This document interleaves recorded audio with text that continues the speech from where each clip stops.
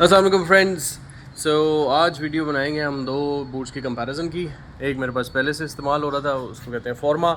ये भी एडवेंचर का बूट है। इसमें ड्राई टेक लगा हुआ है जो कि इसको वाटरप्रूफिंग बनाता है। और फिर उसके बाद दूसरा एल्पाइन स्टार टेक 7। अब क्या वजह थी कि मैंने ये वाला बूट से जो सा वो चेंज करके ये वाला बूट पे आया हूँ। ये वाला जो है ना काफ़ी टाइम से मैं यूज़ कर रहा था, लेकिन इसके अंदर बहुत अच्छा बूट है। फॉर्मा एक अच्छी कंपनी है, उनका काफ़ी अच्छा बूट है। इसके अंदर जो इसके गुड पॉइंट्स हैं वो ये है कि इसका सोल बड़ा अच्छा कीचड़ लगा हुआ है नीचे।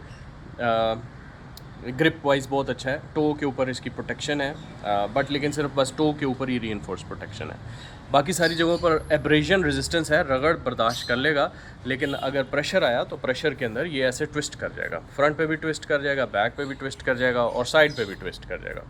नॉर्मल जूतों से तो फिर भी बहुत बेहतर है, चप्पलों से और उनसे तो फिर भी बहुत बेहतर है, लेकिन बस यहाँ तक इसकी प्रोटेक्शन है।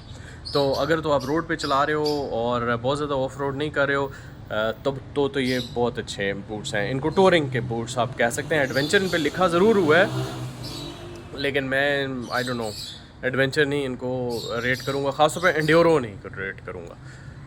ये टूरिंग बूट्स आप इनको ज़रूर कर सकते हैं। टूर इन पे करें, रोड के ऊपर आप टूर करें, थोड़ा बहुत कच्चा आ जाए उसके लिए खैर है। रोड के ऊपर क्योंकि पत्थर शत्थर इतने होते नहीं, आपने अगर खुदा न खासा गिरें तो नीचे स्लाइड होता है बंदा, रोड के ऊपर रगड़ा खाया जाता है, उसकी प्रोटेक्शन इसमें है। स्लाइडर्स इसमें लगे हुए हैं। ये स्लाइडर यहाँ पर भी लगा हुआ है, लेदर भी इसका रीइंफोर्स्ड है, यहाँ से भी रीइंफोर्स्ड है और ये स्लाइडिंग के लिए बिल्कुल ठीक है।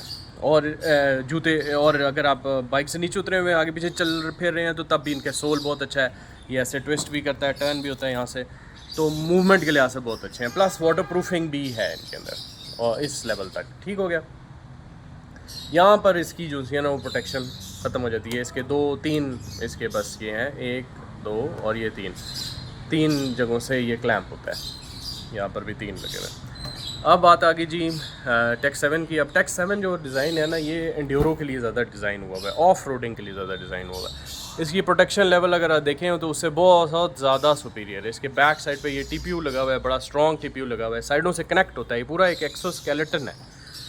यहाँ पर आप देखें तो इसके ये आपके एंकल वाली जगह है, ठीक हो गया। ये यहाँ से ट्विस्ट नहीं करता है। फ्रंट पे और बैक पे इसकी कुछ हद तक मूवमेंट है, लेकिन बस इतनी ही मूवमेंट है, बहुत ज़्यादा मूवमेंट नहीं। और ये डिज़ाइन ही इसलिए हुआ है ताकि ये अच्छा प्रोटेक्शन कर सके। अगर आप इसको ट्विस्ट करने की कोशिश करें तो ट्विस्ट नहीं कर सकते यहाँ से। फ्रंट से भी अगर आप टो से भी ट्विस्ट करने की कोशिश करें, टो से भी नहीं आप ट्विस्ट कर सकते। और इसकी प्रोटेक्शन अगर आप देखें तो टीपीयू ऑल द वे यहाँ से होके साइड से होते हुए, नीचे से पूरे सोल से भी ऊपर होते हुए, ये आपकी एंकल ये आपके एंकल को प्रोटेक्ट कर रहा होता है और इधर से आपको हील को प्रोटेक्ट कर रहा होता है। और बहुत अच्छी प्रोटेक्शन है। यहाँ पर आप इसकी पूरी साइड लाइन प्रोटेक्शन देखें तो वो नज़र आ रही है। अगर आप इसके क्लैंप्स ये देखें, हुक्स देखें तो ये 4 लगे हुए हैं, ठीक है, और वो भी बहुत हैवी ड्यूटी किस्म के लगे हुए हैं। और यहाँ से आप देखें तो इसकी अलग प्रोटेक्शन है। ये इस फ्रंट पे टीपीयू लगा हुआ है और टीपीयू भी बड़ा अच्छा वाला लगा हुआ है, प्लास्टिक का रबरी टाइप मटेरियल। गेटर भी अगर आप इसका देखें, ये इसको गेटर कहते हैं ताकि यहाँ से वाटर प्रोटेक्शन हो, तो वो भी हाइट में इससे ज़्यादा है, ठीक हो गया। ये हाइट में भी इससे ज़्यादा, प्रोटेक्शन में भी इससे।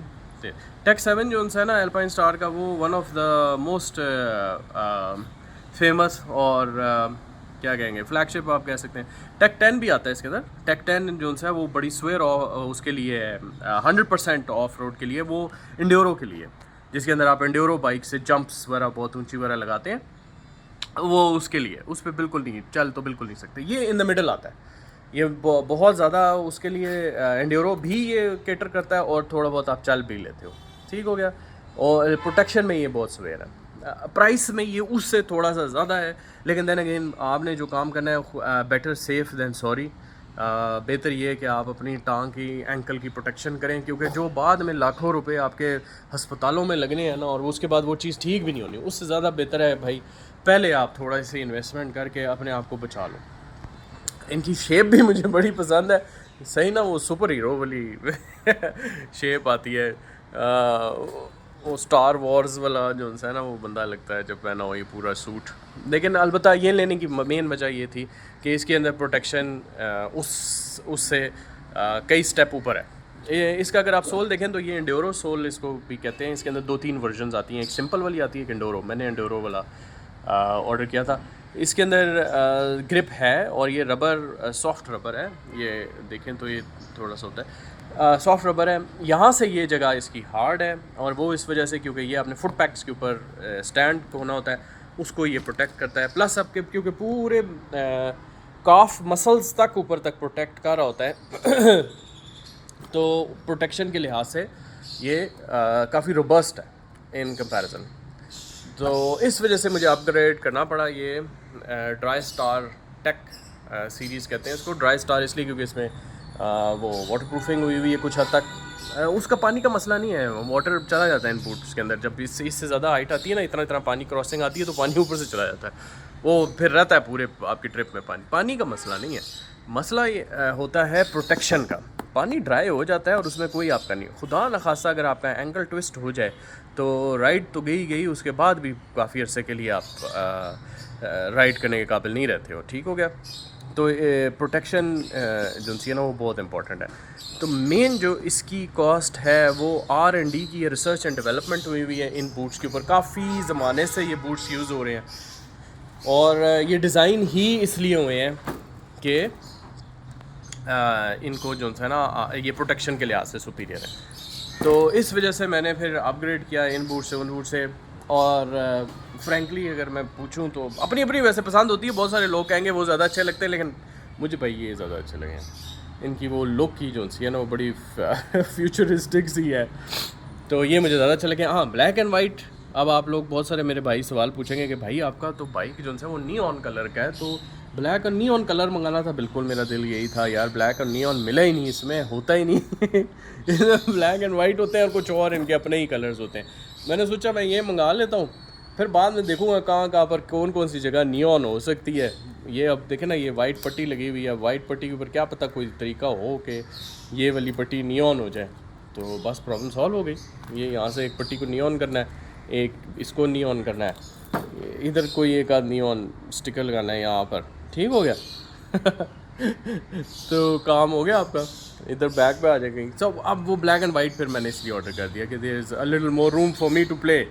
वो बाद में मैं सोचूंगा। कुछ और प्रेपरेशंस भी होती हैं जब मैं बूट परचेज़ करता हूँ, क्योंकि इसमें आपको नज़र आ रहा होगा ये वाइट पाउडर, सेम इसी तरह इसकी भी प्रेपरेशन पहले करने की मुझे ज़रूरत है। तो वो जब मैं प्रिपरेशन करूँगा उसकी अलग वीडियो बनाऊँगा। तो आई थॉट कि ये एक शॉर्ट वीडियो बना दूँ कि इन दोनों में क्या कंपैरिजन है, क्या फ़र्क है, क्या क्यों ये बेहतर है और किन जगहों पर वो बेहतर है और किन जगहों पर ये बेहतर है, और अगर कोई बंदा परचेज़ करे तो उसको क्यों ये वाला लेना चाहिए और क्यों ये। तो वेरी सिंपल भाई, अगर आपने रोड पे चलाना है, टोरिंग करनी है और रोड पे ही रहना है और शायद में भी कभी कोई थोड़ी बहुत ऑफ रोड आ जाए, स्पेसिफिकली ऑफ रोड नहीं करना है, तो फिर गो फॉर दीज फॉर्मा टाइप बूट्स। अगर आपने ऑफ रोडिंग करनी है और प्रॉपरली पता है कि कुछ पता नहीं है रास्ता जहाँ पर हम जाएंगे, तो बेटर सेफ देन सॉरी। फिर by all means take 7 is a no brainer. इस प्रोटेक्शन के लिहाज से ये बहुत ज़बरदस्त बूट है। Then go for take 7। तो ये छोटी सी एक वीडियो थी। Thank you so much for watching guys. Until next time, अल्लाह हाफिज़।